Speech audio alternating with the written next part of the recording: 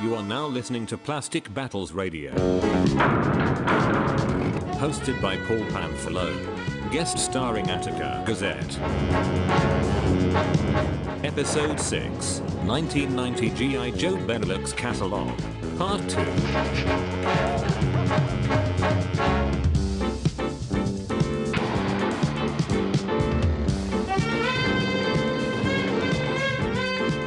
Okay, we're back for part 2 of the G.I. Joe 1990 Benelux Catalog Breakdown with Ian, Attica Gazette on Instagram. Ian, Yo. Let's get back into this. We left off, if you remember, last time with, I'll say the last two spreads were well, actually, we'll go back a little bit because your all-time favorite spread was the imps crossing the bridge, right? Yeah.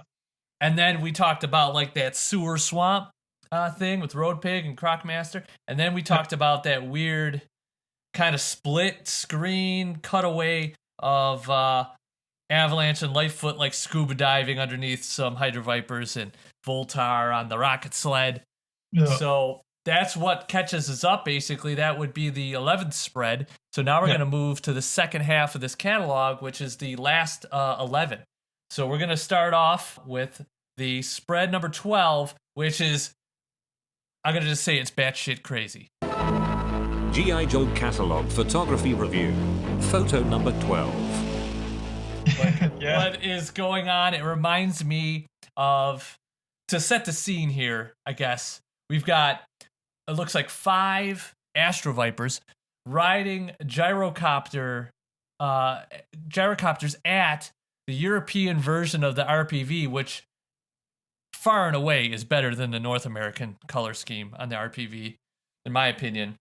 Yeah. I love the gray and the red and the dark gray. It just looks awesome. And I've been trying to track one of these down and haven't been able to yet. I ordered one from eBay, and the guy sent me a message and said, "Oh, sorry, I don't have it anymore." I was so bummed. Oh, bummer. But yeah, anyway, it reminds me of The Wizard of Oz. And this is like the Wicked Witch's monkeys flying in, knock down. He's there. There's another RPV, but you can't see who's manning that. So really, it looks like the RPV manned by Knockdown is like the last defense against this horde of Astro Vipers. And it's got that cool sky in the background, Ian, again. So what do you think about this? What are your feelings on this one? The coolest, both the gyrocopter motorized battle pack and the Astro Viper ever looked. The scenery is really nice in this one. Makes those RPVs are not a very commonly used vehicle, but they I'm not sure why, considering how good they look in this picture. Yeah, I always thought that it was kind of like nowadays. I don't know. As a kid, I had no perception of what was real or not.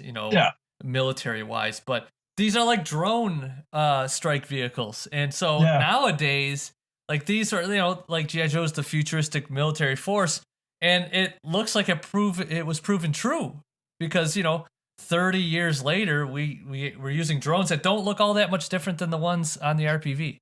Yeah, it's kind of funny. That's how much of a prediction it was.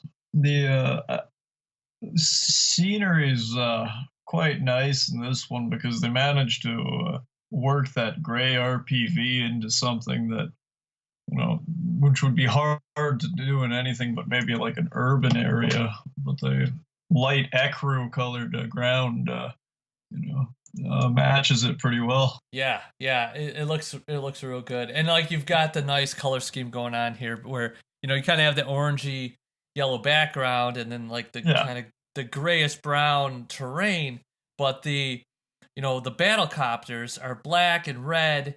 The gyrocopters, I mean, and then you've got Astro Viper who's gray, dark gray, and red. He's got the yellow on his mask. Then you've got the RPVs, which are gray, dark gray, and red. So there's a real nice color coordination going on here.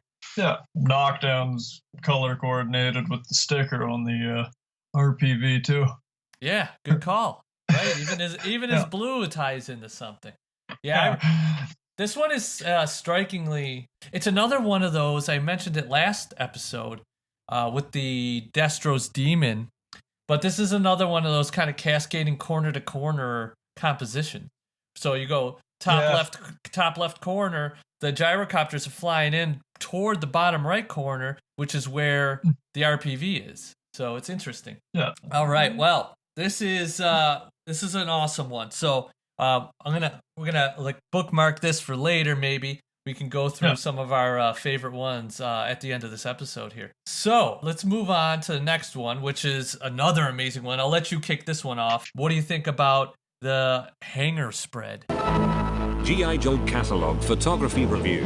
Photo number 13. Well, I really like this one because I've never found the G.I. Joe planes to be all that fun to play with. They're usually way too big. And so, seeing them, just in a on the ground setting is, that's how I'd wind up actually using them. You got this nice big hangar they're in. The size of it must be just really something considering how big those two planes are. And there's, Maverick, handing Ghost Rider. I know. It's a amazing. Little map. Yeah. With all the technology in that stealth fighter, he still needs a map. Yeah. I mean, he still wears a scarf, so maybe he's just old-fashioned. Slipstream's looking over, kind of like, hey, why don't I get one?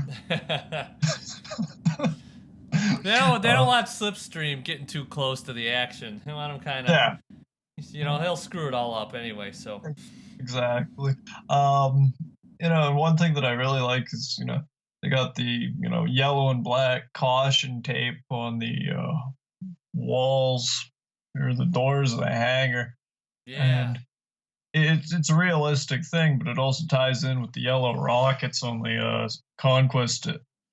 How do you feel about, like, you've got this kind of depth to the photo, right? So, like, if you look out the doors, there's like, I don't know, little paraphernalia out there. I don't know if those are supposed to be buildings in the distance or what, but how do you feel about layering the photo this way? Oh, it's really well done. Like that little background action there, it breaks up the sky. Makes everything else look so much bigger up front. So. Yeah, that's what I was going to say. Having those details in the background, that kind of like depth, you've got like a foreground, a middle ground, and then that far background. Just having those objects back there make the planes feel that much more substantial, size-wise. Yeah. That little pile of crates near the door, it's a cool detail, but kind of takes me out of the whole thing just because it seems like such an odd place for them to be. Maybe those are empty crates they use to piece together parts on the Conquest or something. Who knows? Yeah. Okay. I don't know. It's a tough one. I kind of picture it as the planes are actually rolling out on the other side of the hangar, which would be on our side where the viewer's looking. Where that side of the hangar would be more for service vehicles. Okay, makes sense. Thanks for fixing that for me. That's just how I see it. I don't know if I'm right. Could be. One thing I just noticed is they've got like white marks on the runway in the background. Yeah, right. That's a nice little detail. Yeah, I love the little details in this. One thing I notice about this, like the map is genius. Like even though you might not need a physical map, just that the posing and the handoff is just the storytelling greatness right here. There's, otherwise you just have two planes sitting in the hangar. But having Maverick hand off the map to Ghost Rider is getting you to a place, well, they're about to leave on a mission, and here's the final piece of the puzzle they need to do whatever it is they need to do. So all of a sudden, it creates a narrative that wasn't there otherwise. But one thing, like technically, just from like the sticker placement on these, as I've never seen this before, but if you look at the Conquest, the eyes are upside down and they're like real close to the nose cone, whereas typically you'd see the eyes further back. Yeah. And I actually think that looks really cool like that. Yeah. I've never seen anyone put the eyes that close to the nose cone and like the mouth is more behind the eye. Yeah. People usually put the mouth more in front of the eye, which gives it a weird look, but this looks kind of badass. Yeah, actually, I like that positioning better myself. Yeah, I kind of like it upside down too. I might have to try that on a get a repro set of stickers and take one of my, because I got a couple Conquests, take one of them and re-sticker it like that just to see. Yeah, exactly. The Conquest, I think, is probably my favorite of the G.I. Joe planes, just based on its size. Mm-hmm. Yeah, it was a great size to play with as a kid. Yeah, I mean, the Sky Striker's the best one, but I mean, even as an adult, I think that thing's too big to play around with. Yeah, I mean, if we're talking Joe planes, I think Conquest is my favorite. I really love though the Phantom X-19. It is just huge, My brother had it as a kid. I didn't have my own. We kind of just I didn't play with it too much. He loved the thing. Yeah. When I got my own, more as an adult collector, I have a couple now, but the size of it as an adult is still huge. I can't imagine myself as a kid trying to carry this thing and fly it around the backyard. Yeah. And what's the cockpit is a little tricky. Like it's got these little hinges that help it slide forward, like you see in this image. And I remember as a kid, it never slid right. It was always loose. So I just figured as a kid it was broken. As an adult, though, I realized, the clip where it clips on came loose. You just have to reclip it. It's not easy to reclip it once it's kind of on, but yeah. So it actually, once it's all clipped into place, the mechanism works really well. Okay, so it's just your brother's fault. Yeah, I'll blame him on that. Yeah, no doubt. So, and speaking, all right, so we're talking about the Phantom, right? So let's go to the next spread, because this thing is epic. G.I. Joe Catalog Photography Review. Photo number 14. I could stare at this for days. In fact, I wish that this was like a poster, Obviously, in the scan I have here, you have the crease of the page, but can you imagine, this cleaned up without the crease and a big poster on your wall? Like, I love any kind of night shots where it's got that purpley bluish tint, and then that backdrop of the stars, like it's flying through, like, way up there in the stratosphere at night. So, maybe he's doing surveillance on Cobra positions. But just how it's floating there, I think, man, this is one of my favorite spreads. This is one of my favorite photos out of any Joe photography. Just the lighting alone makes it so impressive. What do you think about this one? Well, it's a really beautiful picture, not a painting. It could be a painting. Well, the smoothness of the way it melds in with the background almost makes it look that way, actually. Yeah, and they got like the twinkle and the star above it. It's so good. Like a lot of this is lighting, but they still managed to match the gray of the body into the clouds or sky or whatever back there, and it's the positioning of that plane is really neat, because usually you'd think maybe the nose would be pointing downwards, but not in this one. Right. It's it gives you that sense that it's it's cruising along high in the sky. It might be gaining altitude, but I kind of just get the feeling that it's kind of floating up there and banking a little bit, Yeah. I like the angle they chose for it. Like, I know why they went with that kind of, downward look onto the object, just to give a better view of everything. But I think into like a shot like this, it actually helps out because you get to see the whole plane itself. Yeah, it's really impressive, and the way the light hits like those air intakes just Yeah, makes this thing look impressive. It's like so much detail you can see, even with the kind of extreme shadows, you could still make out the detail. yeah, And like the fact that the sky has the stars in it gives you a sense that you're still underneath this thing a little bit, even though you're seeing yeah, the top of it, which makes me feel like it's banking to the right, yeah. you know? Yeah, makes sense. Yeah, Um, Now, how do you think? Like, I was thinking about this because the twinkle in that star, yeah, um, that's like light coming through. I don't think that's a backdrop with stars painted on it. I think that's some kind of backdrop with holes in it, and they're firing light through it.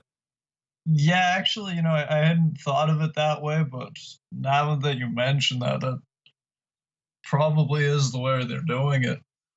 Yeah, because those Because lights, the lights are too bright to be painted on there. yeah, yeah. Like I originally thought they might have been, not sparkles, but sequins or something. Oh well, But yeah, that might be a. You never know. It could be something like that. yeah. Oh yeah, but I think you're right about it just being like holes poked through the thing. Especially if you look at like the lower ones, Mm-hmm. like that one right above the air intake. You can see there's rays coming off of it, like a sunburst or whatever. Right. But if you look at the ones like at the low corners, like behind it, there's the same style of light coming out of there. Yes. Yeah, Yes. Yeah, and you can see some of the lower ones. They're smaller, but yeah, they're also in a few places maybe not as bright. So I'm wondering yeah, if main light source is a little higher up. yeah, So yeah, man. And then the clouds they got going, that's probably just yeah, painted on. But yeah, man, this is one of my favorites for sure. yeah. I can see why. And one thing I like about this is it's a dark photograph, but you're not really losing any detail. Right. Sometimes they can be dark for dark's sake, and you can't tell what's going on in there. That's true. That's Yeah, true. yeah, Cool. All right, man. Yeah, this one, man, I used it on my Facebook cover page for a while. I really dig this one. G.I. Joe Catalog Photography Review. Photo number 15. Let's roll from the stratosphere and Ghost Rider down back to Earth in what looks to be a total melee, kind of like a riot going on inside of a computer room. I always picture Techno Vipers to be pretty nerdy computer guys, not that violent. yeah. But in this photo, they are wreaking havoc. What do you think about this? I'm gonna let you kick it off with your take on this photo. Oh, this is a really good one. Just the first thing you got to comment on is how impressive that set Oh is. my god! It looks like it's you got the tubing, you got all sorts of computer innards being used to give off a technology look. Uh, that same ladder from the Hydro Viper photo earlier, in part one, is making an appearance. There's a Techno Viper actually climbing on it, which is really impressive to me. Yeah.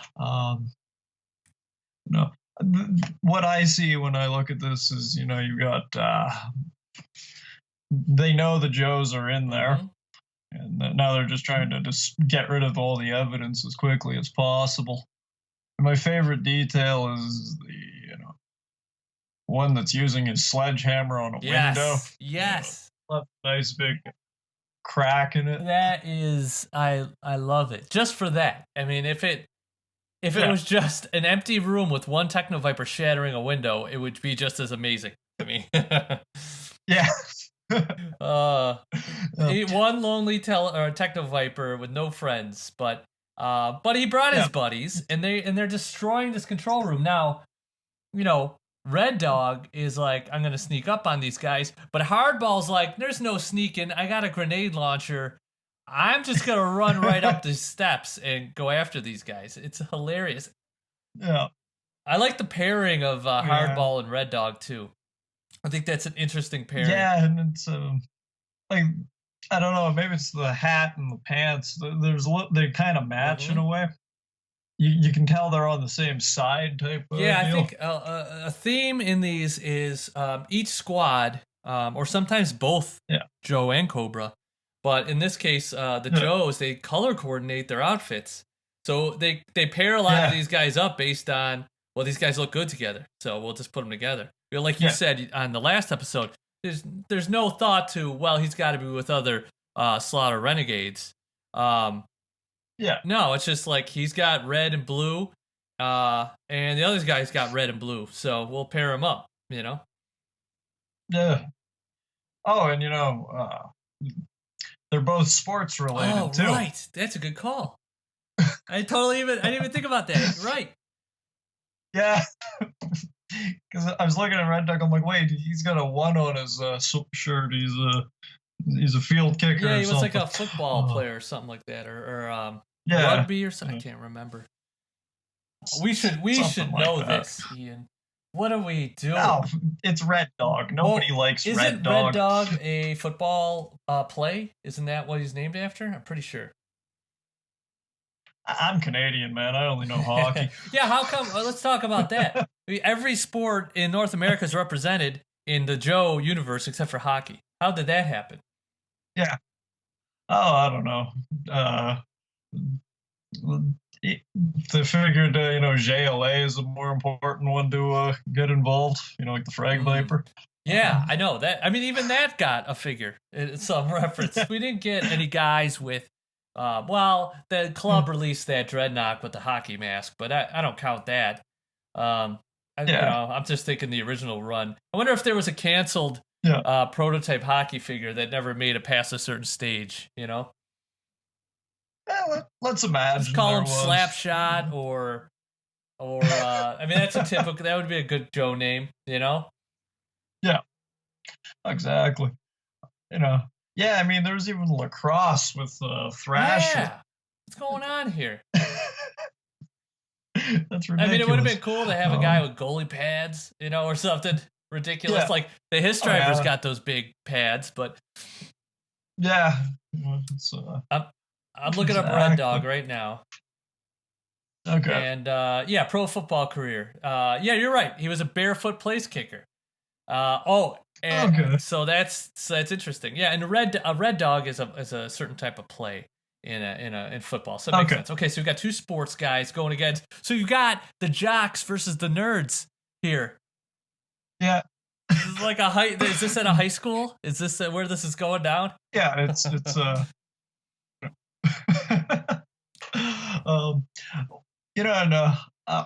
is kind of an embarrassing thing to admit, but I'd never even seen a Techno Viper in real life until 2 weeks ago. Well, you're more, like we said, you're more of the earlier years, guys. Oh yeah, but it's 2019. The figure's 30 years old. I should have at least seen one in that time frame. Yeah. So I found my first one, and I'm actually impressed with how good a figure it is. It's one of my favorites. As a kid, I remember the 87 getting whatever figures. I don't remember which were the first 87 figures I got. It might have been, I think Law and Order was one. I got him for my birthday in March. So that would have been at the beginning of the year. And I remember seeing the Techno Viper art on the back and being like blown away, like how badass he looked, And then when I got the figure, the head sculpt didn't really match, again, like we mentioned last time, the shape of the head and the card art, but he was still so cool, And there was a period of time where I couldn't decipher, my brain couldn't decipher, are his eyes behind the silver part, or are his eyes in those little black slits above the silver part? And as I stared at it longer, I'm like, yeah, it's got to be in the black slits, because if it was behind the silver, his eyes would just be too low on his head.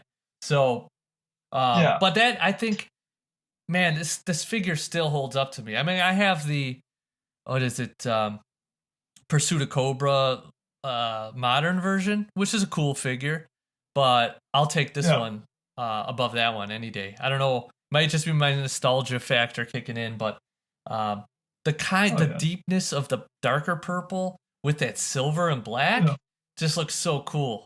Just looks so cool. Yeah. And his accessories, I mean, his accessories are amazing. Yeah. It's funny you mentioned that thing about, the silver, like being a visor, or if his eyes are above it. I'd always thought the silver was where his eyes were until I finally saw one. And I agree. It's, there's like little black indentations, above where his eyes probably are. Yeah, I mean, you've gotten trained with G.I. Joe up to this point with the bats, even though it's a robot, Viper, Cobra Commander, that their eyes are behind the silver portion. But on this one, I like the black indentation because you don't see his eyes. It's just like a soulless. He could be a robot. He could be a bats for all you know. Oh yeah. And it's some of the Cobra head sculpts really were soulless in a way. Techno Viper, Crimson Guard, and Snow Serpent as well. Right. Where you see where the eyes are, and there's nothing there. I like a balance of that. Like I loved Eels that you could see his eyes, but the paint apps for the eyes on the Eels is one of the best consistently across. Very rarely do you pick one up that the eyes are goofy looking. They're usually pretty thick. They're substantial, and there's that little bit of an eyebrow raise on the one side, like he's kind of got some sass to him. I love that, Yeah, yeah. And you mentioned the accessories with the Techno Viper. I think they're really cool, but I could almost see, if you didn't have the accessories for the figure, he would still be a really good toy. I almost kind of want to give him, a sword or something, because he reminds me of the foot soldiers in the Ninja Turtles arcade game. Good call, man. He does. I think it's not just the pink, but like the bagginess of the pants. Yeah, the purple and the baggy pants. And I think the foot soldier had like a darker purple and a lighter purple, so that makes sense. Yeah, and he had the soulless eyes too. Yeah, it's honestly, I think this would have been, I really like that figure. I'm gonna look for more now. Yeah, I've got a ton of these guys. Yeah, every time I see one, because they're not one of the pricier army builders, so you can pick a few up for not a lot. I mean, you try to pick up some bats or vipers, and you're spending some dough, but these guys still go for you can get one for anywhere from $10 to $12 complete. Yeah, exactly. So the photo itself, man, I gotta say this reappropriation of everyday electronic parts is one of my favorite things about some of these catalogs, where they just take basically a circuit board from a VCR and slap it in there.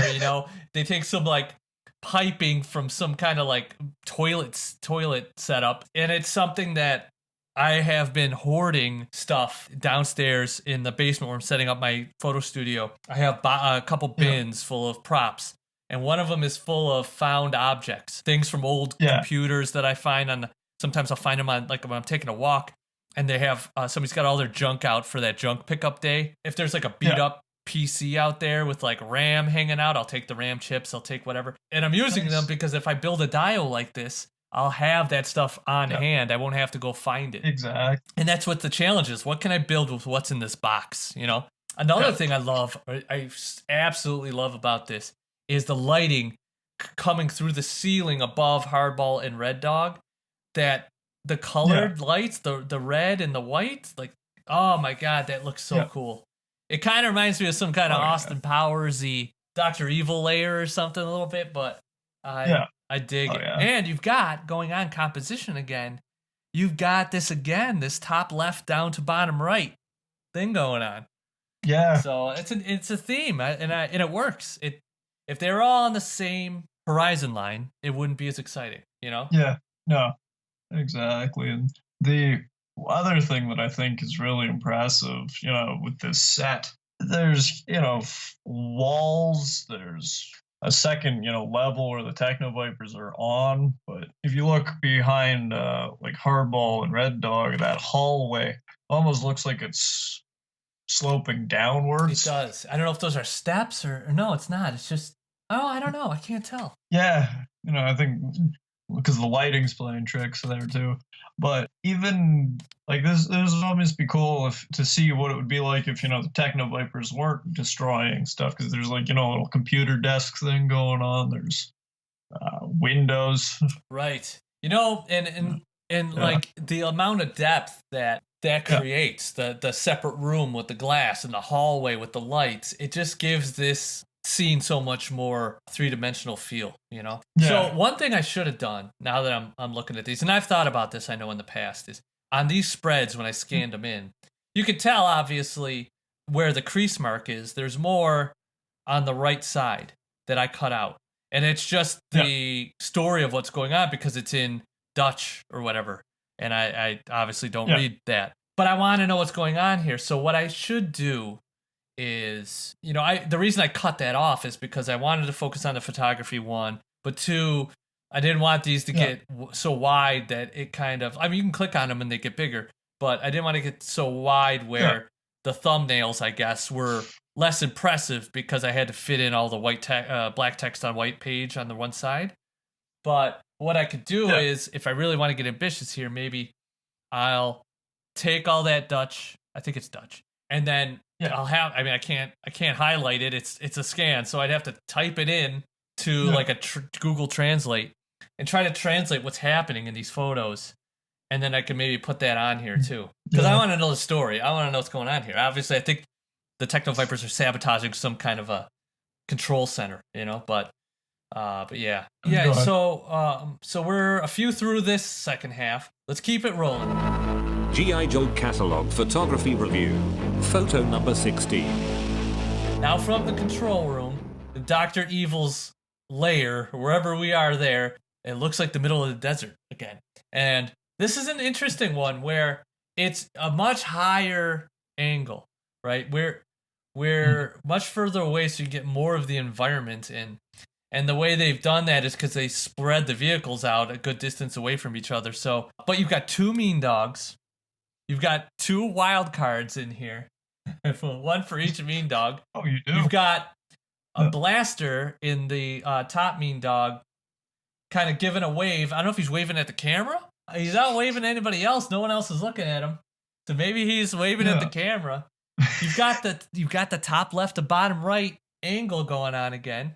You got basically go from blaster down to muskrat. I like how muskrat's patrolling the perimeter fence, and it kind of shows the functionality of the mean dog. I think the reason they've done this here is you see the mean dog when it's all together in the top left, and then in the center to the right, you see what the mean dog looks like split into its three components.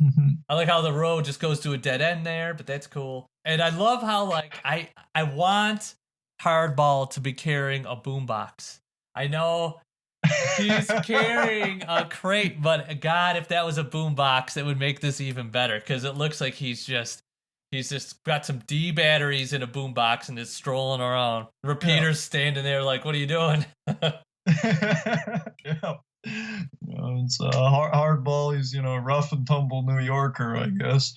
I love the little dirt mounds, right? I love that. How do you feel about the foliage in this one? I think it's really cool. Like with the fact that there's a fence there, and this road that perfectly matches up for this fork in the road.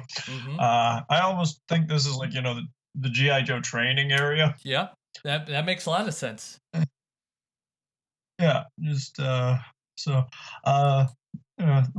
foliage is really cool. Shows how hard it is to get, scale wise, but it's also really far away, so it might actually be bigger than it appears.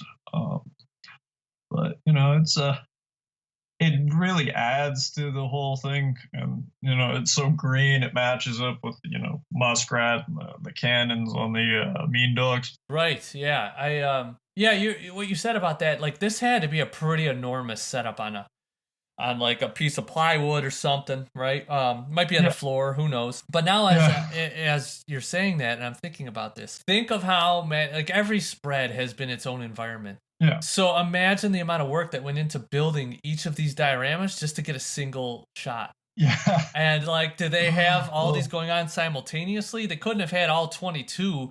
So they must have had, like, say they had 3 or 5 different areas in the studio, and they had to keep like building these 3 or 5 simultaneously shooting and then breaking them down and building new ones. And there's probably ones that they built that didn't even make it in here because they didn't turn out the way they wanted to. Oh yeah, yeah. And I think they probably, because if you look at this one, that one with the pipeline, the Iron Grenadiers and the Demons, I think they probably did those ones all same session, because that way they didn't have to screw around with the lighting too much. Right, but the terrain is definitely a little different, So yeah, so I'm wondering if they like did this one, then piled on the sand to get the dunes, or something like that. What do you think they made that road out of?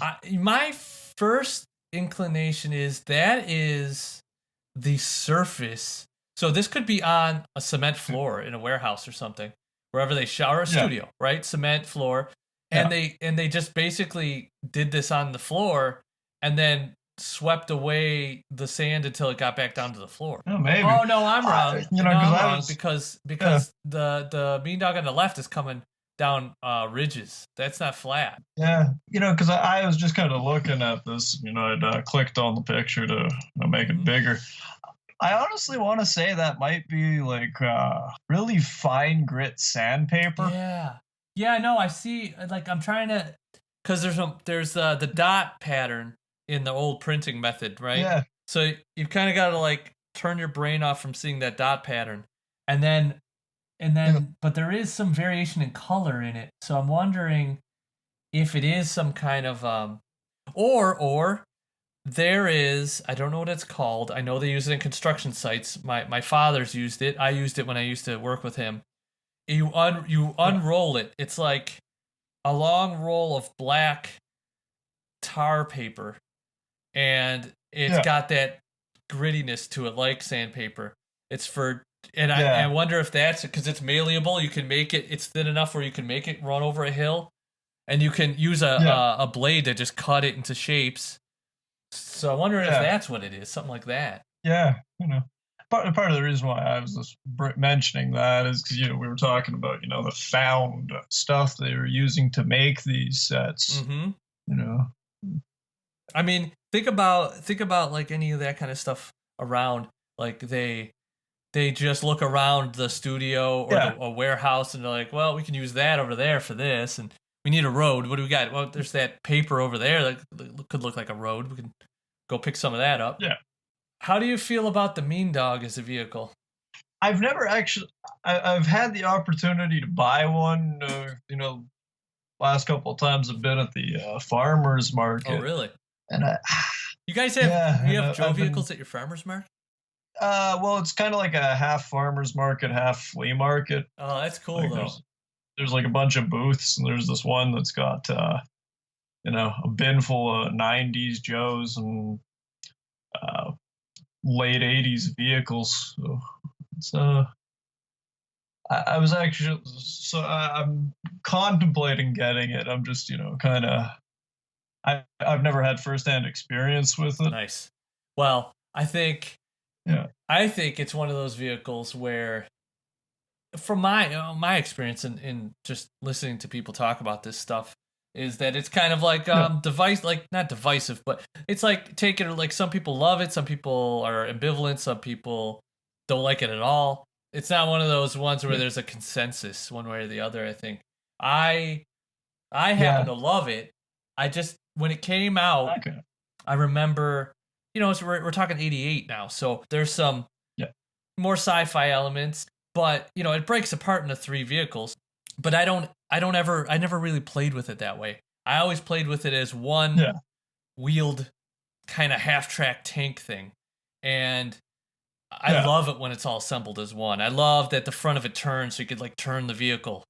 I love that the look of the grills reminds me of like I know it's got like a Doberman Pinscher is the logo, right? But it reminds me of a bulldog face, like just a flat, mean looking face to it. And it was the first time these kind of wheels were used. They used these kind of wheels more later, where they're just like, but they were so cool looking. I love the look of this thing. I love that it was brown and green. I like that color scheme. One thing interesting about this one is the sticker placement's different on them. If you look at the missile rack on the Mean Dog in the background, it's got the Mean Dog logo with the United States sticker under it, and the one in the foreground has got the G.I. Joe logo instead of the United States sticker. So that's interesting. Yeah, I don't know if you actually look at, they both have, where the little white star is just beside they're different. Grill on them. Yeah. Yeah, they have the reversed one and the cutout one. That's interesting. Yeah. But yeah, it looks like a really cool vehicle. I kind of want to get it. It's just, seeing these have, changed my mind from maybe to a yes. So it is cool too when you go over terrain. Because the front moves up and down too, you get that variation in the wheels, Yeah. So it doesn't have like shocks or something like the All-Striker, but you still get that kind of where it's all touching, even though there's a dip in the middle of the vehicle. Okay, that's cool. And the I guess, for lack of a better term, head to it goes left to right? Left to right, up, Pivots? down. Yeah. Okay, perfect. Yeah, because I bought the LCV a while back, and that thing doesn't. It's supposed to, but it kind of doesn't. Yeah. So, I was super disappointed in that thing. I think it's cool looking, and then when you put a figure in it, it gets less cool looking. But it's cool without a vehicle. It's a great background. Yeah, it is. Like if you had a warehouse shot, like the hangar shot, to have like 3 of those lined up in the shot would look pretty cool. Yeah. So, all right, cool. Let's roll on. Let's roll on to another totally crazy, amazing looking spread. G.I. Joe Catalog Photography Review. Photo number 70. Okay, well, this one is just amazing. It's got all sorts. It could be the closest thing to a Halloween photo you could ever see with, G.I. Joe. The crystal ball in there. Which works for the talk. So, yeah, it's got makes the Swamp Masher look cool. The Toxo Vipers are posed so well, as they're, making this nuclear goop. And, that tree in the foreground is just perfect. Yeah. It splits the composition into 2. You get the Joes on the one side and the Cobras on the other. Yeah, and they got, I don't know if it's dry ice or something, but they're lighting it from beneath that makes it look eerie and like the Toxo Vipers are doing something really bad. Yeah, exactly. And you've got like that layered you got the green water, the light, you've got the steam or the dry ice, like smoke coming out, and then you got like the soap suds too. There's a lot going on with the setup for this shot. It's interesting choice, Blaster and I'm drawing a blank. My favorite Battle Force. Is that Knockdown? No, it's it's my favorite Battle Force 2000 figure. Why am I Blocker? It's Blaster and Blocker. Yeah. That's right. The interesting choice for the Swamp Master, obviously, Muskrat is available to them. He's been in other spreads. Why it wasn't Muskrat, I don't know, but still cool. Muskrat's, I think like the reason why they chose Blasters, it looks like he's got, a gas mask on or something. Good, yes, true. Although Blocker's he's just out there. No mask. Yeah. That's the variant that doesn't have the visor, right, yep, too. That's the later cheapified version without the... Yeah. So, he nobody likes him. He's going to get exposed to, horrible chemical burns. He's my favorite Battle Force 2000 guy. Well, the one with the visor is. I don't like this one without the visor. I think the visor makes all the difference on the guy. Okay, that's true. I just assumed everyone's favorite was, Dodger. No, yeah, he's my brother's favorite. I remember I know. So I had Blocker. My brother had Dodger. So we didn't Yeah. have all like I had Maverick and Blocker and Knockdown. I think my brother had Blaster and Dodger and who am I forgetting? I think we both had Avalanche somehow because they sold them. They sold them in 2-packs, but they also sold them in single packs too. Yeah. Singles. The least favorite I think of the Battle Force 2000s are probably Knockdown. It's probably not a favorite because he's just that barrel chested kind of goofy looking one. And maybe Blaster. I don't think there's a lot of love for Blaster either, but could be wrong. Yeah, Blaster, because it kind of separates. Avalanche doesn't count because he's an Arctic guy, but there's like Dodger, Blocker, and Knockdown, or not Knockdown, Blaster, who all kind of really similar design features. And then they got molded on helmets and stuff, and then there's Knockdown and Maverick, who are really big, solid figures with removable helmets. Those two strike me as the least popular of the two, or the six. Yeah, I think what sucks is like Knockdown these days. His helmet is hardened. All that softer, rubbery plastic hardened over time. So you can't get them on the heads of these guys anymore. And and sometimes they get that brownie, moldy looking stuff growing on them. Yeah. But a lot of guys love removable helmets and things, and I'd rather have it be in scale and non-removable, like Shockwave's had, or Muskrat's had, or Hardball's had, or these guys here, Blocker, for example, because their heads don't look gigantic and goofy with the helmet on because it's molded. But if you've got to make the helmet come on and off, all of a sudden their head gets goofy, like Spearhead. Like his helmet is like a top hat. It's so tall. That one, I don't know why they made it. They could have easily made that one shorter. That one isn't the worst. Like if you think of Battle Armor Cobra Commander, right? I think now the helmet isn't too small where it's unrealistic. Where it's like I'm trying to think of an unrealistic one. Track Viper, for example, or Annihilator. Yeah. There's no way a human head is fitting inside that little helmet, right? So it's got to be in scale. But if you looked at Battle Armor Cobra Commander 87. That to me, that's a big helmet, but it's in scale, it works. But if you look at the one they released in, what was it, early 2000s, the comic pack one, where it was a removable helmet, that helmet is as wide as his shoulders. Airtight, for example, had, perfectly scaled helmet that if it had been removable would have looked terrible. Either his head would have been too small or his helmet would have been too big. Right, yes, exactly. Really, what it comes down to is how is the figure going to look better? Is it going to look better with a molded helmet or non-molded helmet? And then go from there. If it looks better with a molded helmet, then it's a molded helmet. I don't need to take the hat on and off. Like I don't know how much play value is really there. I think a lot of people are like, "Oh, the helmet's molded on, so the play value's down the drain." I'm like, how often do you take the hat off anyway? Exactly.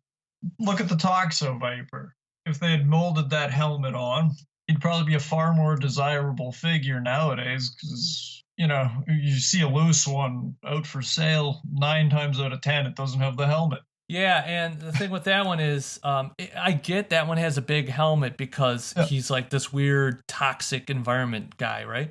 But because the old molded helmet snaps onto his chest, you can't turn his head left and right.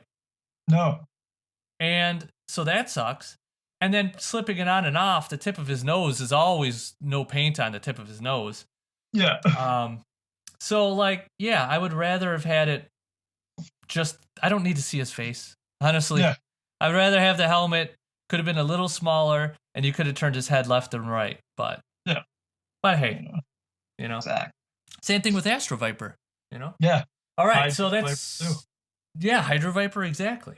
Well, Hydro Viper's helmet, you could still turn his head left and right. True. But that one actually works out if I think about it. It's one of the ones that his face is goofy. He's got that weird leech mouth thing going on. So I don't really need to see his face. But when you put the helmet on, it doesn't make his head that much bigger. So that one actually kind of worked out from a size perspective. Yeah.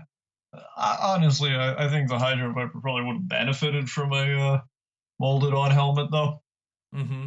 Just because, you could have gotten more detail to the mask. Yeah, like if you look at the card art for that figure, it's a scary looking helmet.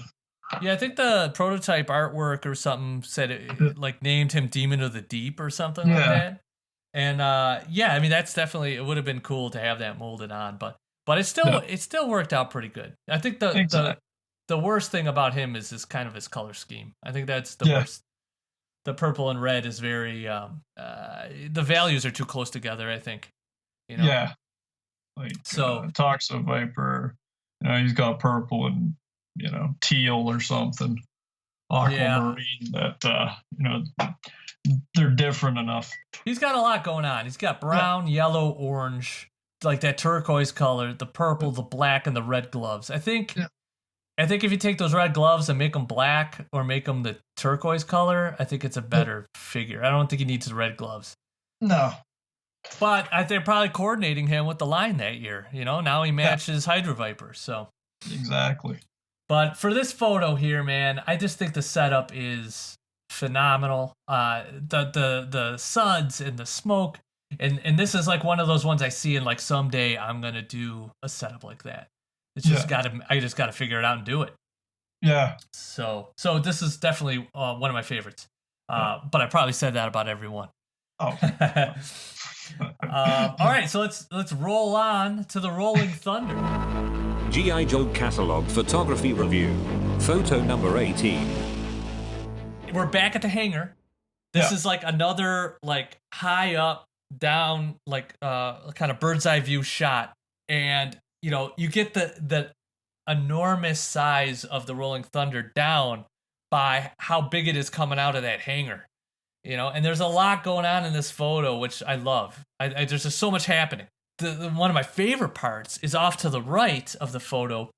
You've got that like door that Charbroil's coming in or going out of with like the star sticker above the doorway. It looks like the crew quarters, or at least where you go in to check in or something. You've got that little bit of hazard tape on the corner.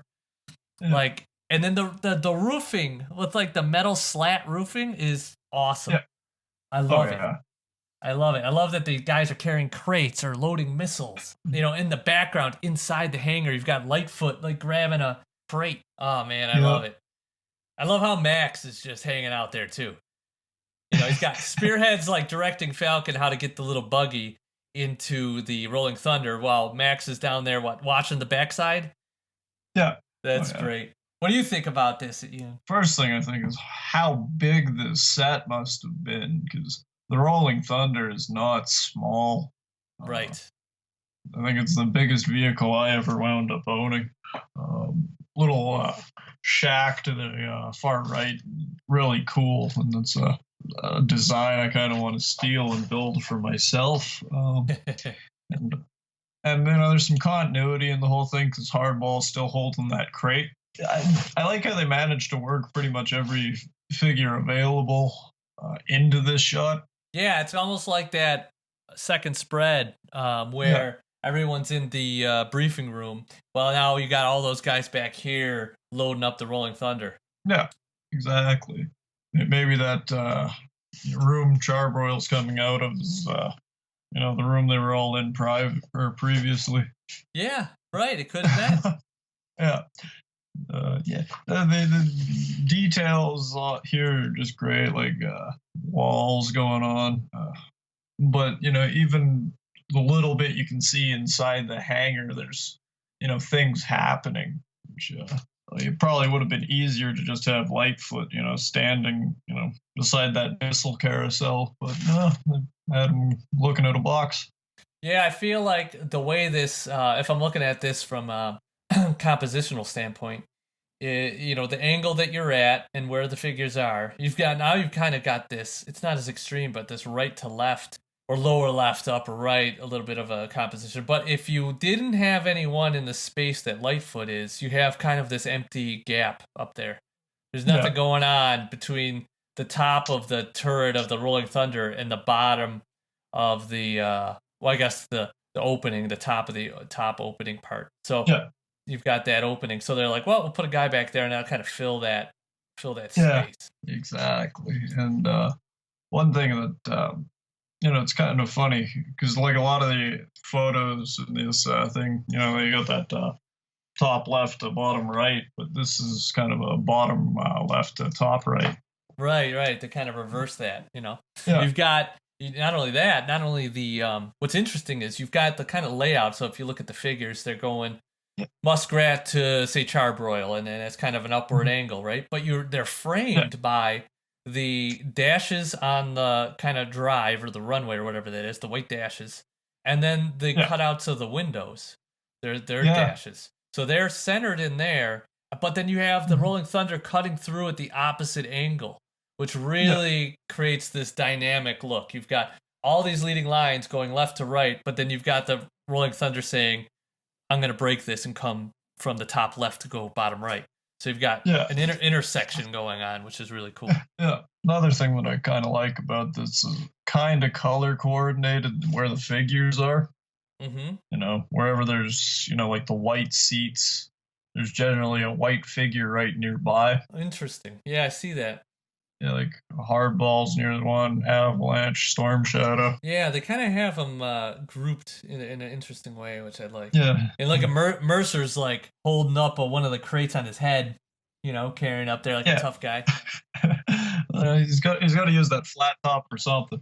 Yeah, right. He gets the rest right on top of his flat head. I love these little crates, man. It makes me want to create these little crates. Yeah. They're just fun looking. They're definitely not plastic. Which makes them look interesting. Yeah, I've got a friend of mine, Falcon C, on Instagram.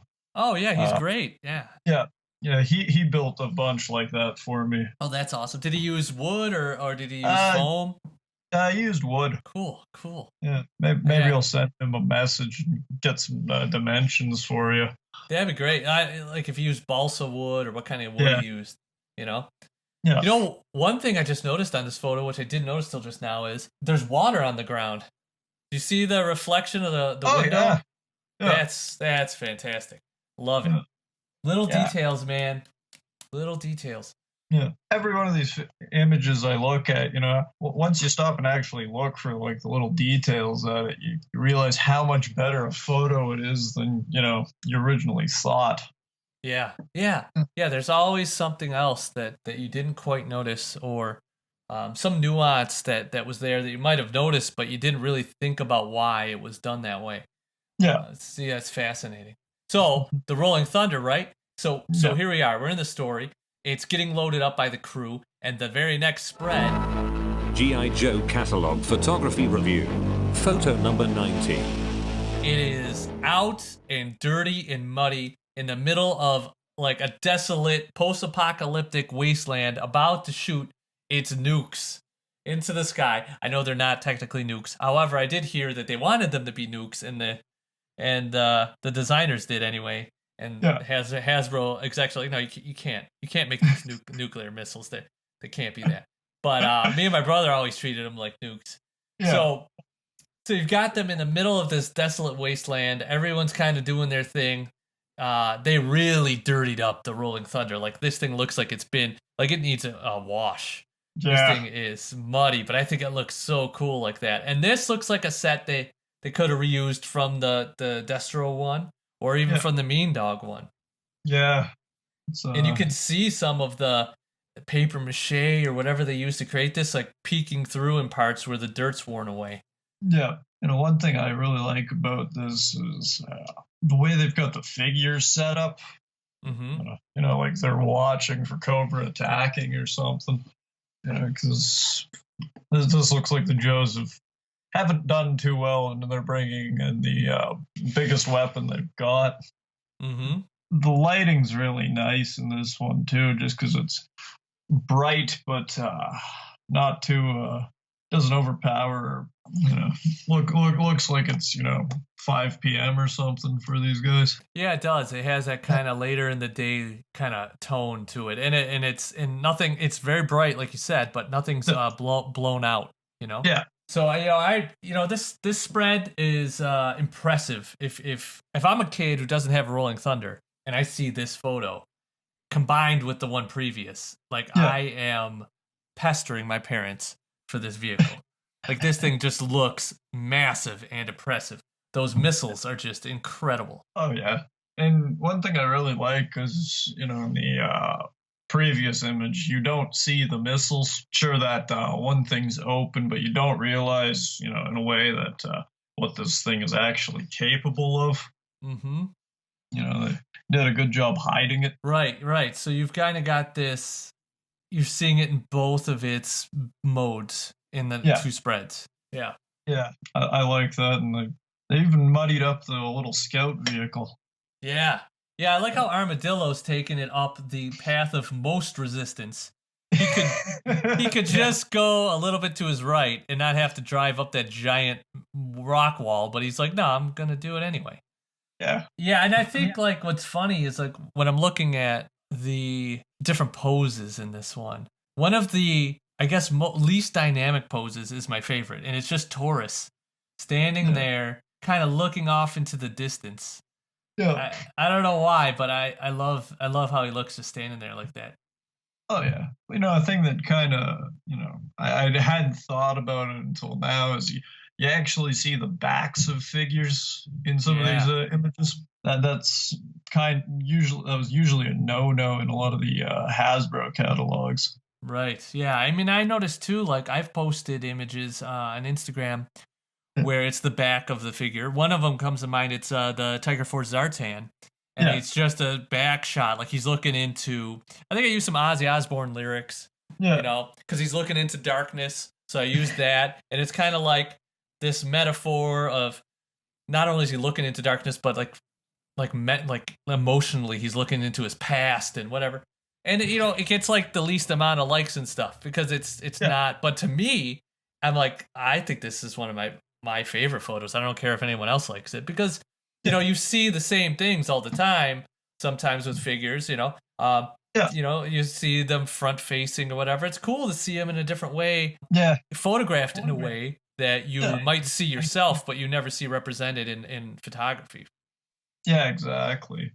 Sometimes like that Zartan photo you're talking about, that's a actually fairly rare figure. So being able to get a 180 view on him from the typical photograph is actually quite nice because sometimes you don't know what the backs of these figures actually look like.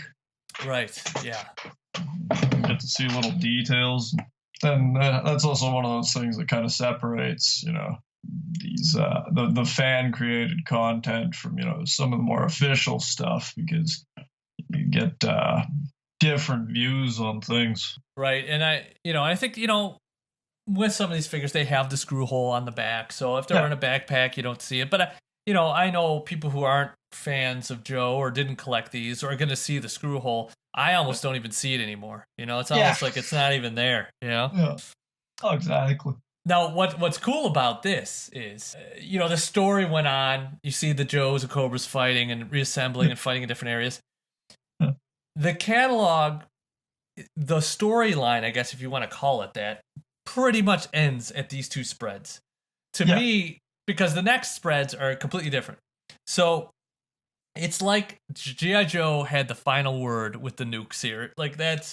They're battling all over the world. They say, you know what? Screw this. We're done messing around with Cobra. Call out the Rolling Thunder. And they position it where they got to launch the nukes and end of story. It's over at that point, because next we roll into Tiger Force. So final 3 spreads of this catalog are Tiger Force and my God, these spreads are incredible. If this catalog was just these 3 spreads, I would be completely happy. The setup, the dioramas, oh my God. I don't even know. I know even if you're not a fan of Tiger Force, you cannot not like these setups. Oh, exactly. So like let's get into the stripes. G.I. Joe Catalog Photography Review. Photo number 20. Let's get into Tiger Force. We'll start off with the first of the three. You've got a watchtower going on made out of little sticks. Yeah. You've got a little bridge made out of little sticks. You've got both like regular North American release kind of Tiger Force guys that Europe also got. Plus, you've got a couple European exclusives in here, and with Old Man Outback being the best of them. And I love that he's signaling up to these guys, Roadblock and Psych Out up there. You've got like that cool, like swampy green water and like the swampy trees. Like the trees are swampy, like because they're twisted up, and then you've got like the moss hanging. So you know you're in a swamp. There's no question here. This might be one of my favorite dioramas I've seen in any kind of photography. Just from the color scheme, the reddish brown dirt to the swampy green water. Got the tiger paw, like the wheels are all muddy because it's been driving on there. How do you feel about these spreads? Because all the next three spreads are pretty much in the same diorama. So, these are great. Probably some of the best G.I. Joe photography. My favorite thing about like that muddy red ground is it's done in a way that it actually matches a lot of the figures. Like it's a good match for Tiger Force Duke's really weird pants, and then the green water goes in with the other like his torso, Lifeline's case, Roadblock's web gear, tripwire, and that bamboo watchtower is just great. Oh, it's amazing, man! It's even got the little leaves for the roof. It's probably the closest thing to Vietnam War imagery you're going to actually see in a G.I. Joe catalog. Yes, and I want to revisit that on the last spread. I want to revisit that idea because that's what I think of. So somebody like took these little, I don't know what these are, these little sticks. I don't know if these are like from a hobby store or if they whatever. And then they took little twine wire and they actually wired this up. And I just think that's fantastic. Oh yeah, and it's like somebody spent a good amount of time creating this. It just blows my mind, man. I like I said last episode, if I could just find somebody involved in this, and if they could only remember doing this years ago, my God, the amount of knowledge you could glean from that would be incredible. There are two little details I'd never noticed in this. One, the little bridge they built, they're spaced out just perfectly for the tiger paw. Right, exactly, man. And they're not perfectly even. There's 4 sticks on the one side and 3 on the other. Like that, 'cause I think that kind of shows, Roadblock built this himself type deal. The other thing is, if you look at Outback's feet, they're covered in mud. Yes, right. I know they didn't shy away from muddying up like the vehicles, but the figures they didn't do much on. But there it is. Yeah, I kind of get the feeling that Roadblock and Psych Out have been up there in the tower for a bit. Outback's been huffing it for a while, in the muck, and you've kind of got Duke and Tripwire and Lifeline kind of all showing up just now. Lifeline's the goofy idiot running with his case, but like it definitely feels like Duke and Tripwire are like kind of the reinforcements coming in or something. Yeah, it's like or maybe coming in to relieve the other guys, and that's what Outback's signaling. Well, like what I was kind of seeing is just the directions they're facing. It almost looks like Outback. He came from the south position, while Duke and Tripwire are coming from the north. They're all meeting up at the watchtower. Right. That's a good point. You know what else? If you look close at the water behind the watchtower and behind Outback, there's little drops of rain hitting, which I love. I love that detail, Which takes us to the next spread. Are you ready? Yeah. Are you ready to move on? Yeah. Okay. G.I. Joe Catalog Photography Review. Photo number 21. All right, so it's like starting to rain here, and then obviously the next spread, it's raining. So they captured the rain coming down. You see the motion of the rain in the tiger shark, the tiger moccasin. So the tiger mock. So we're in the tiger mock / tiger shark. It's all, it's wet. The Outback and Lifeline are covered in water, so you can tell it's been raining. The like swampy roots coming out of the water, all wet. Oh man, this is. I remember the first time I saw this, and the whatever tree roots that they got for the background, where they look like swamp roots. It reminds me of Empire Strikes Back on Dagobah, you know. And I'm like, oh, where did they find these? What are these called? What are these called so I can use them in my dioramas? Yeah. They're perfect. Oh, they are. And I think, because you mentioned these are all, the same diorama. Just looking at that, I think where that tiger shark is where the watchtower was in the original photo. Okay. Just certain little jut outs. And I mean, I could be wrong there, but it's just such a great photo. The water, it makes a thing that's bright yellow and red look like it could fit in there. So.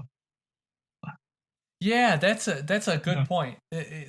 You've got this very realistic, jungly kind of, I guess you could say, like military-looking environment where you could picture this happening, and then you're plopping in a yellow and black boat with red cannons and red rotor and engine part or whatever you call it. But it doesn't. To me, it doesn't look out of place.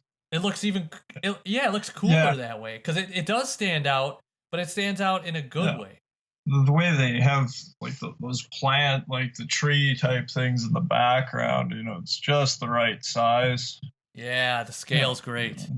Outback looks mad as hell. Yeah, he's all business, man. Lifeline's Joker smiling for some reason. I've never understood what he's been so smiley about, because he's got the worst job for the Joes. He's like, what is that, Pierce from MASH? Yeah. He's got a sense of humor. He's got a sense of humor. I guess that, that's actually, after you said that makes perfect sense. Yeah, I always kind of thought of him that way, No, maybe that's why Outback's so scowly. He's listening to, the same sarcastic comment all the time. Yeah, right. He Outback doesn't have time for Lifeline's crap. Yeah, he had red hair at the beginning of this mission. Yep, he did. Yeah. He's gone gray. Yeah. Just listen to Lifeline's bad jokes. Yeah. I like how the first spread here, you can't really see the kitty shirt. Yeah. But this gives you a nice look at the kitty shirt. And man, I mean, I didn't know this figure existed when I was a kid. When I was an adult and I saw this figure existed, I know a lot of people are like, that's kind of dumb. And at first I was like, what the hell is that on his shirt? But, after a couple minutes, I was like, no, that's amazing, and I need this figure. I think it's great. Just, nobody's going to say anything to him for having a cat on his shirt. Right. No one dares talk to old man Outback this way. He's kind of like, he would Charles Bronson them into the ground, an old guy who could still throw down. And, there's something to be said about the Tiger Force Outback that, despite being a European release, I think, if people had their choice, that would be everyone's default Tiger or Outback figure. I think so. Yeah. I love the original Outback. For me, if I'm going to rank the three that come to mind, it would be Tiger Force Outback, regular Outback, and then Night Force Outback. That's kind of how I would rank them. Exactly. I think the thing that kills Night Force Outback for me is the sleeves don't match the rest of his shirt. Yeah, I kind of always try to picture it as like he's wearing a vest, even though it's a thin vest. I try to think of it that way just so it doesn't throw me off. I don't like how his pants and shirt are the same color. Yeah. I kind of wish there was some kind of a breakup there in the colors, but still, I mean, the mold is amazing. So even that, it still puts him far and away above so many figures, exactly. just because the Outback mold is great. You know. You know what I really like about the this photo is they have him still wearing his web gear. Yeah. But you can also see how much the sculpting had changed, because they don't even have the complete water moccasin canopy set up because he's so big. Right, yeah, I was gonna say, to get his web gear in there, they had to take that out. But I do like how they kind of just have him kind of resting. Yeah. But he's kind of like, he's not, because obviously the tiger shark isn't moving here. It's kind of resting in the water, so he's kind of scoping out the area, so he doesn't have to be down in the cockpit kind of driving it. And that posing is really good too, because he almost looks at rest, but not really. Right. Yeah, he's got his arm resting there, but he might be messing with the cannon. But to me, it says like he's just looking off into the distance at something. Obviously, Lifeline's peeking over there too, wherever Outback's looking. So maybe they're looking for Duke. Yeah, maybe Duke's drowning, and they're just like, let him go. Let him go. It's his own fault. I've always viewed Duke as just Freddy from Scooby Doo if he was a raging asshole.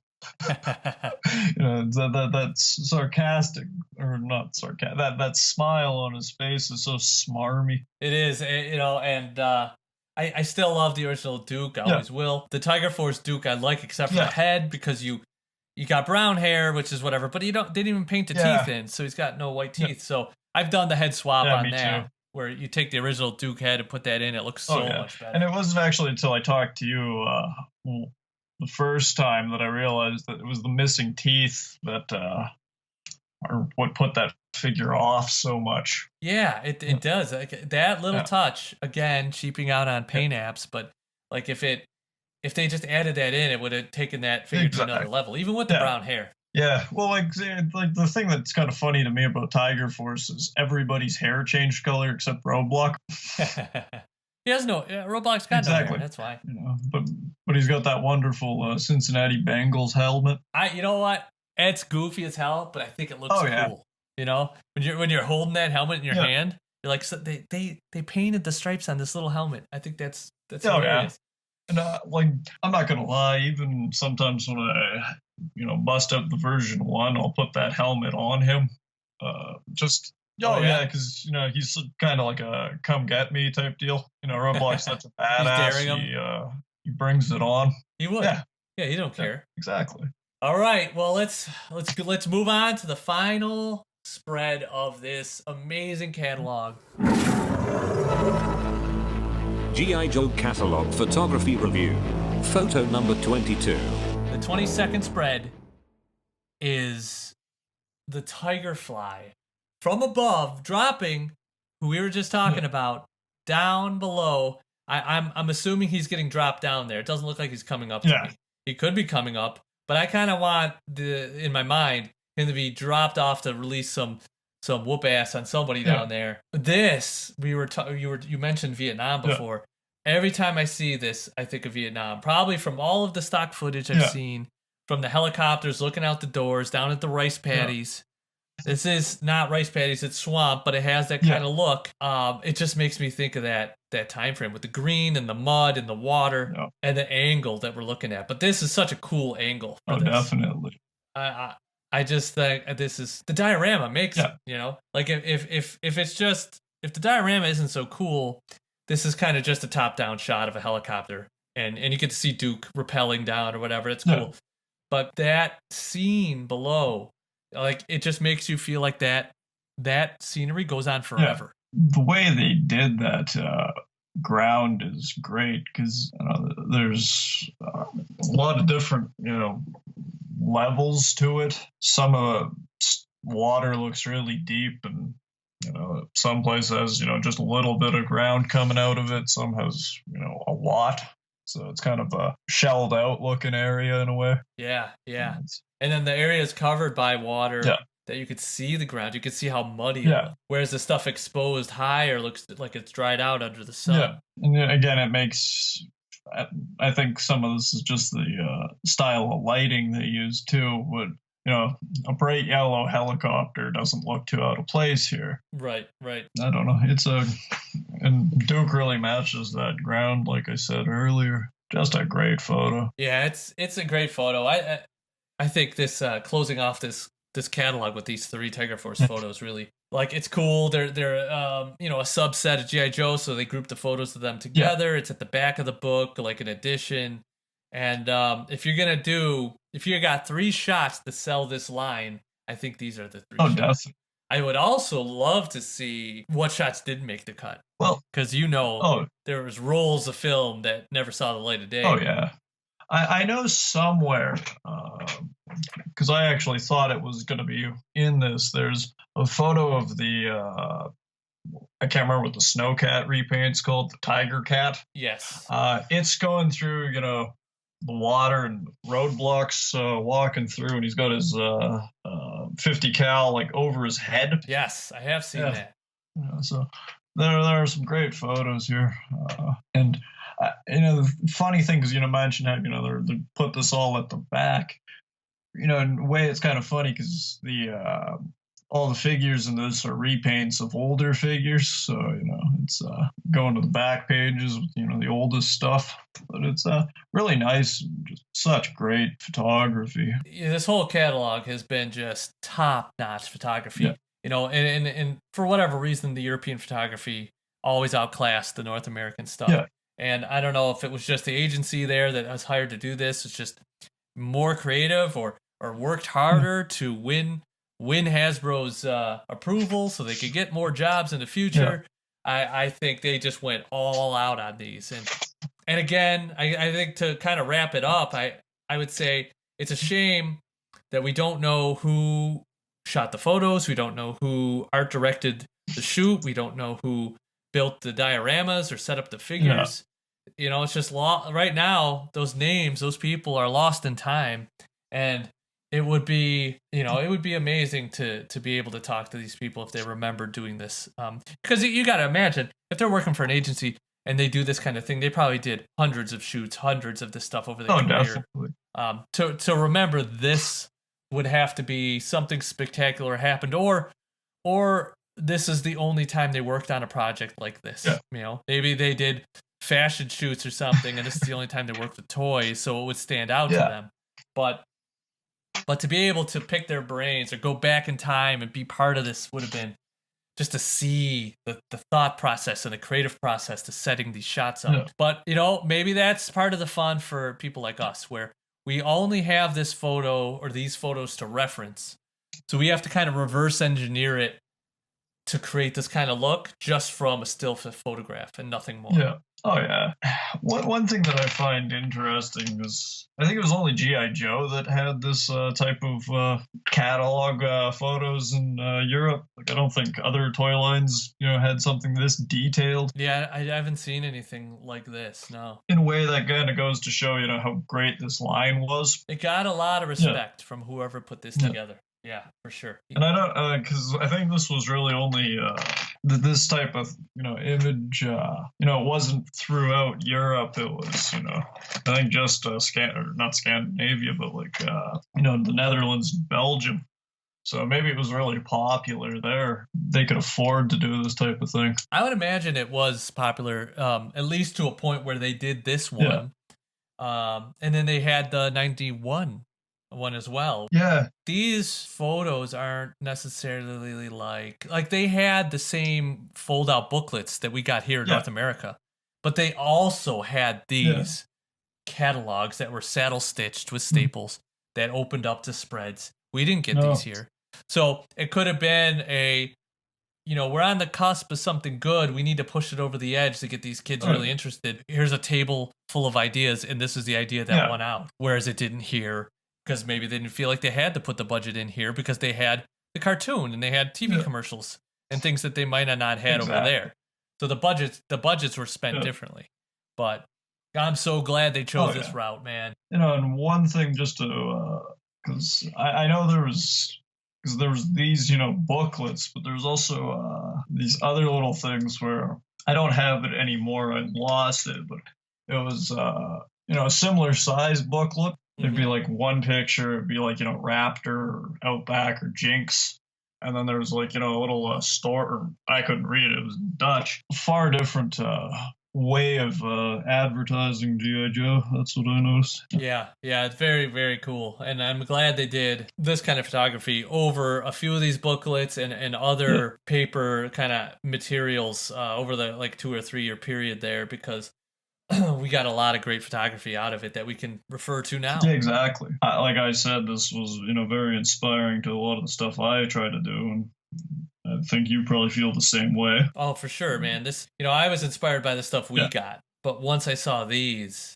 it took it to a whole other level. Exactly. And it may, and every time I see it, I mean, I've seen these, I scan these in, I put them on my website, I've looked at the booklet in my hand like 100 times now, and I still get the same excited feeling when I look at this stuff now as I did when I first saw it, where I just want to pick up a camera and start shooting this stuff. Yeah.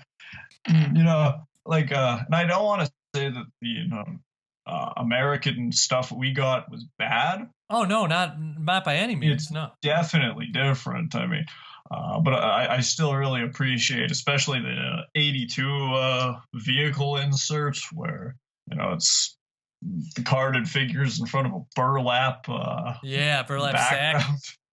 Yeah, that was great, and and then the 84 catalog, I loved the settings they put this stuff in, where they'd park the Stinger next to the Vamp Mark II in the sand, but then you'd have a little snow coming over the sand, and you'd have the Battle Bear parked there. Yeah, exactly. But it made you want to set those things up, Yeah, exactly. And then you get the mail-away catalogs later that would have some cool scenes like this. As the regular yearly inserts went on, it started to just be vehicles over a solid color background. But the mail-away inserts at least had dioramas in many of them. So that's what kept me so engaged with this stuff, is seeing these figures and vehicles in environments that I could imagine myself either playing in or building myself. Yeah. Exactly. There's that's one of the things that I think really did a lot for GI Joe is they weren't they were a good toy. You can find places like this to play with them in. You could make places like this to play with them in. So there's these really did a lot for the imagination. You look at some of these other catalogs, it's just 3 Decepticon jets over a fuchsia piece of construction paper. Why the hell would you want to play with a toy that you can't even use that well? We'll save that for another day, because what we might even do is maybe we can pick even one of the Joe catalogs that doesn't have this level of photography, and talk about maybe what it could have been if they had put this time into it, Yeah. And that's something that we could definitely visit in the future. Yeah, for sure. All right, cool. Well, this wraps up our first, I guess it's our first 2-parter. So much like the first episode, what we're going to do here is we're going to take our top 3 spreads out of the second half, the second 11 of this booklet, and then we'll take our top spreads, our favorite spread from each of the halves, and pit them head to head and see which ones win out for the whole booklet. Okay. So, Ian, I'll let you go first again. What are your top 3 on the second half? G.I. Joe Catalog Photography Review. Second half favorite photos. I think coming in at number 3, I think my favorite would likely be the Toxo Vipers versus the Swamp Masher. Good choice, man. It's such a dynamic photo, but just so cool. Number 2, I think I'll go with the Astro Vipers on the gyrocopters attacking the RPVs. Just not a single one of the items in that photo are things I feel I need to own, but that picture makes me want all of them. Nice. And I think the Techno Viper versus Hardball and Red Dog is probably my favorite overall. That one wins first. If anything, the amount of work put into building that set and how big it must be is just super impressive to me. And the posing is top notch. Agreed. Yeah. It's amazing. Cool. Well, that's a good choice. All right, so Thanks. I'll do my top three, and then we'll Yeah. compare our top two from each half against each other at the end. So for me, for the third place, man, again, this is tough, real tough. But I'm gonna go in third place. All right, I'm gonna go with the hangar scene where Maverick's handing the map to Ghost Rider, just because I think those jets look cool together in the hangar. I love how it's composed. I love the posing and kind of the storytelling of the handoff of the map, and the depth. Really, just that distance in the far background. You've got the background, middle ground, and foreground. I think in the lighting and everything. I think it just all comes together, and it's an impressive photo. For the second spread, God, man, this is real tough. I'm gonna go with the Techno Vipers in the room. It's got to be like that's the breaking the glass, like you had mentioned, like the detail, the posing, all the found parts that they used, everything we talked about, the lighting coming through the ceiling. Yeah. It's gotta be up in there. So that'd be my number two. So now I'm down to number one, and it's like super hard. Haven't talked about the Phantom X-19 and flying in the sky, which is amazing. But it's going up against, we got these Tiger Force images, man.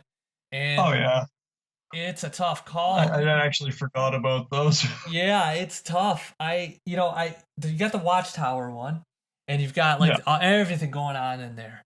But there's something about the Tiger Shark one where the scene, the way it's composed, and the way I get to see the background, because this one's lower to the ground. It's not as above of everything else, so I get to see the background. That depth in that with the swamp and the roots, the Dagobah trees. I love that one so much. It's going to be weird, but I'm going to go with the Tiger Shark. Just floating in the water, just because I love this setting so much. I can't get over it. I can't stop looking at that shot with the rain coming down and everything. And I think, from what I could tell, there's drops hitting the water, but that rain is added post. Because there's a really similar rain effect in the 91 spread. But the Warthog one that you chose is one of your favorites in the last half. That's real rain coming down. You could tell. Yeah. Real water. So, but I'm going with Tiger Shark on this one. So. All right. Perfect. If I had my way, I'd actually go back and make that one my favorite. But you only get one shot.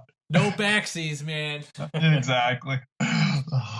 All right, so let's revisit. So your top one from the second half is the one with the imps crossing the bridge. Oh, for the first half, yes. So the first half was the imps, and the second half was the Techno Vipers.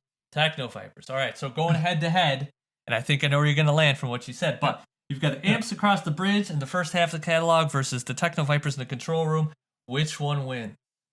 It'll have to be the imps crossing that bridge.